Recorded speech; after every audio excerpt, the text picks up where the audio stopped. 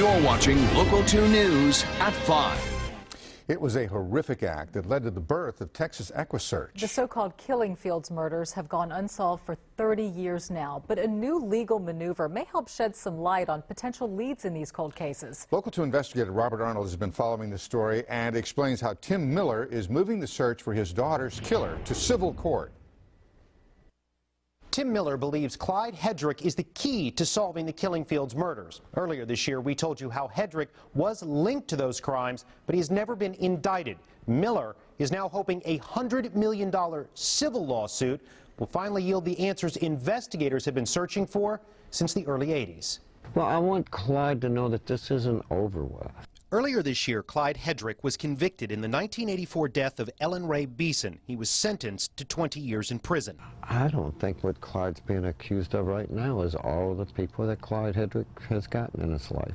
Local 2 Investigate showed you how court documents in Beeson's case also linked Hedrick to the murders of Miller's daughter, Laura, Heidi Marie Fye, and a woman still only known as Jane Doe, all part of the Killing Fields murders. I was kind of disappointed that we couldn't use some of the evidence, and there just wasn't enough to get him indicted on Heidi and Laura and Jane Doe. That's why Miller has filed a civil suit against Hedrick. He wants Hedrick questioned under oath about these murders. His hope is that a civil lawsuit will uncover some new detail that will help investigators. Plus, statements Hedrick made to fellow inmates and statements from family members that were not allowed to be used in his criminal trial can be used in a civil setting because the burden of proof is much lower. Whatever it takes on civil, whatever else we got to do to try and get him indicted on criminal. Miller says a civil suit will also help block Hedrick from somehow profiting from the intense interest in these murders. And again, I want to make sure that Clyde doesn't write a book,